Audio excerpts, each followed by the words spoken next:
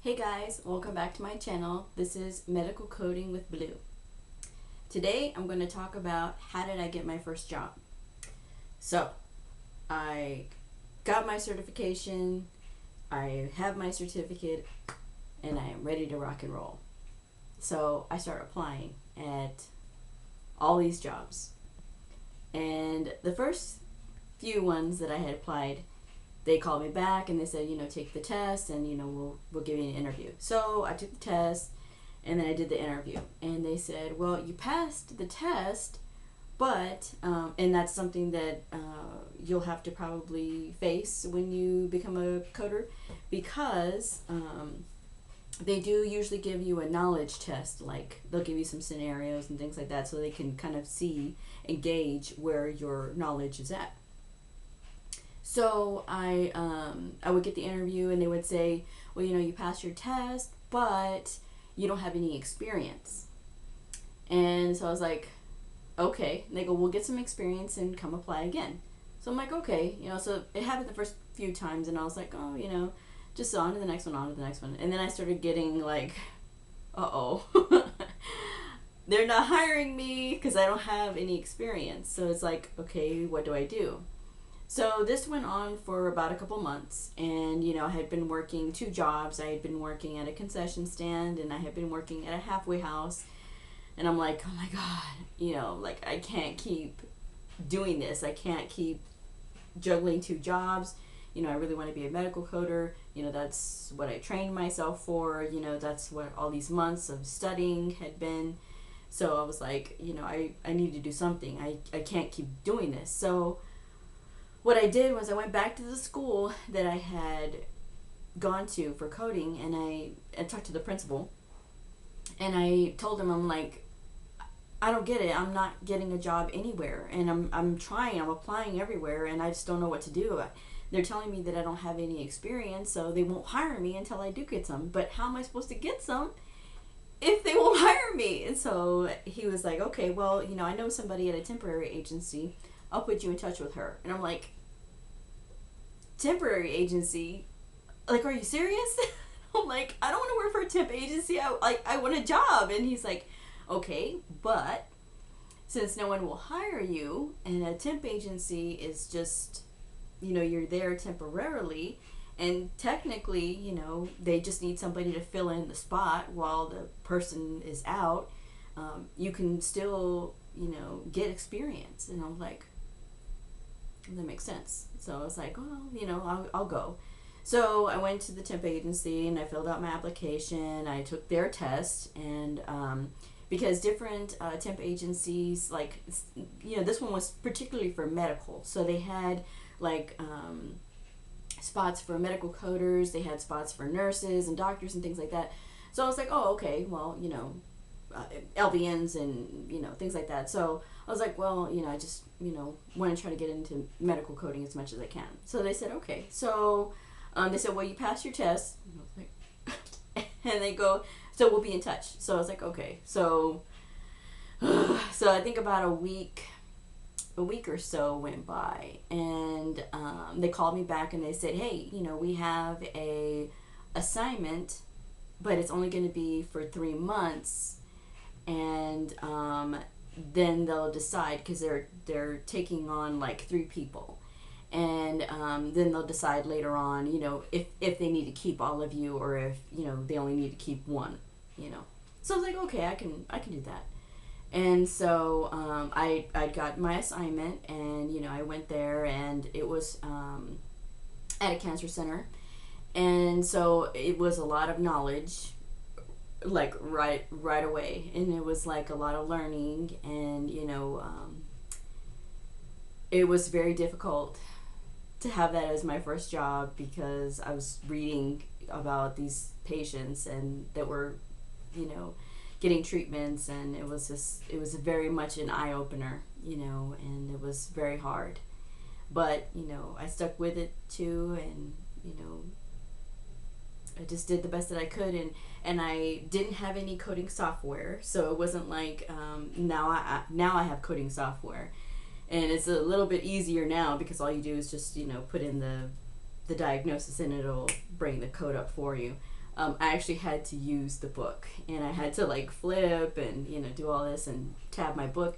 But it was okay because I had just gotten out of school, so I was used to the book anyway, and I didn't have any exposure to coding software yet. So I was like, oh, okay, so I could do it, and it was very interesting. I learned a lot about E&M coding while I was there, and I learned a lot about symptoms with definitive diagnosis. I learned a lot about that. And so, I did that assignment, and then my assignment ended, and they said, well, you can, wait until we have something else, or you can move out of town, and we can send you on another assignment that is, for 5 years. So they had, gotten a contract for medical coders, and it was for 5 years. So I was like, oh, okay, well, I didn't really want to do that because I wasn't trying to leave my hometown, and I just wanted to be at home with my family and things. And it was my mom that said, no, you're going. You're going, because not because she wanted me out of the house, but it was because she just knew that I needed to get more experience, and so that way I could come home and I could find a job where I had more experience to go on, and I would get a better job there in my hometown.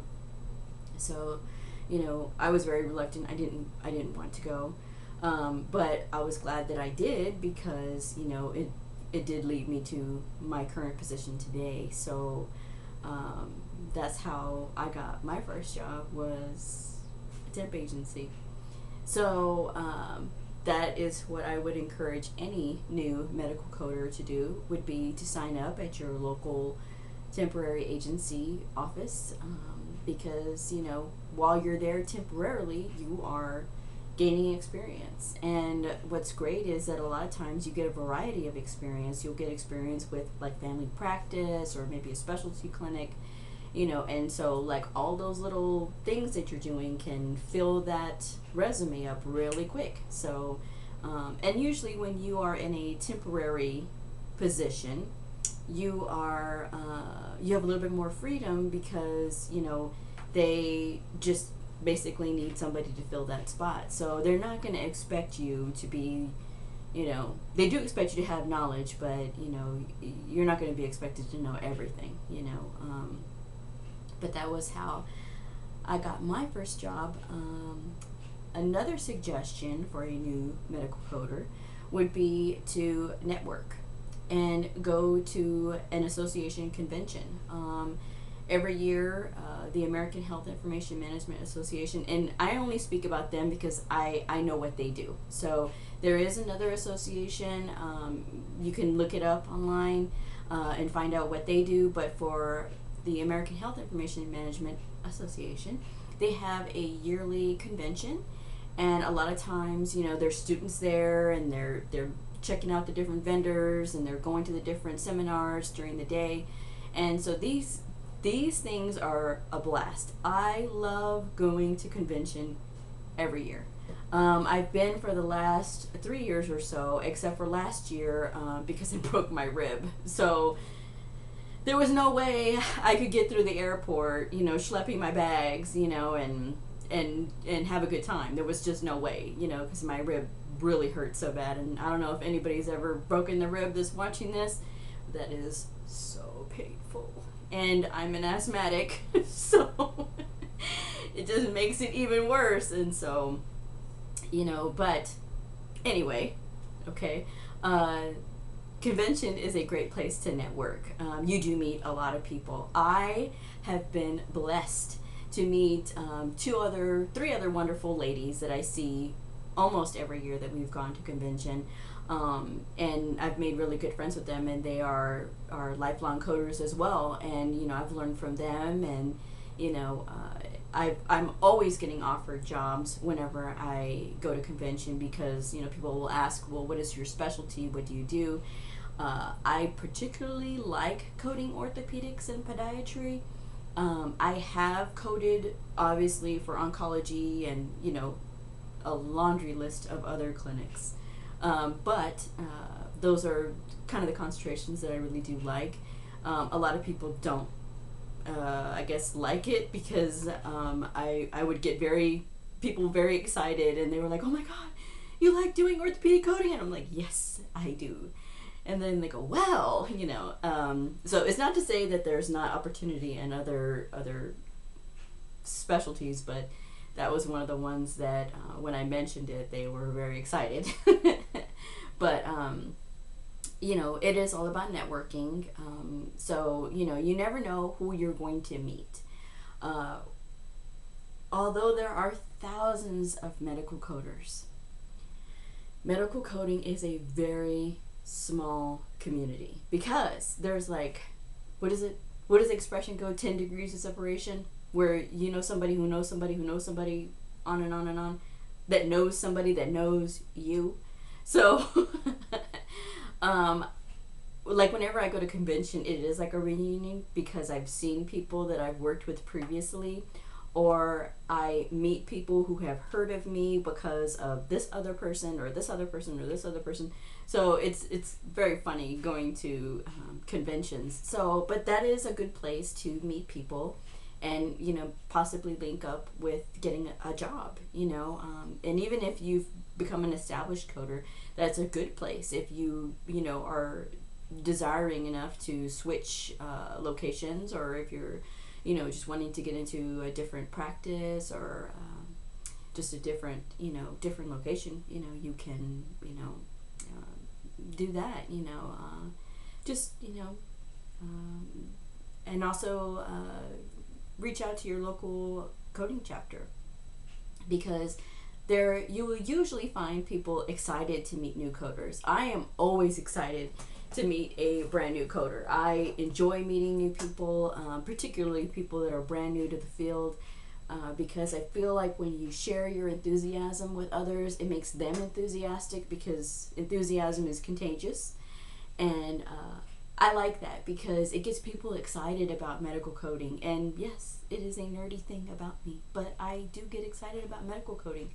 Only because when you're reading stuff and you're reading these charts and you're learning about this disease process, and it's just it is very interesting, you know, and it does keep you. It doesn't get like, oh okay this, oh okay that, you know. It is, every person is different, and it's just interesting to read all of these things, you know. So, but you know, just be sure to get some business cards. You know, there's all kinds of business card printing places out there, or you can do them yourself, print them out, and you know, just network. And you know, and even if you're shy, it's okay. You know, like I said, just sign up at your local temporary agency, and that will, you know, possibly lead you to some, you know, good jobs. So but yeah, that's my story, and that's how I started my first job. So but if you have any questions, please be sure to email me, or you know, comment below, and I will answer them. If you have any suggestions on a video that you'd like to see me do, let me know, and I can certainly work on that for you. I do have a list of topics that I do want to talk about, and that I am going to be making videos for, but you know, one thing at a time. So I hope you've enjoyed watching. Like I said, just you know, let me know if you have any questions, and I will be happy to help in any way that I can. All right, well, I will see y'all on the next video, and I hope you have a great day. Bye.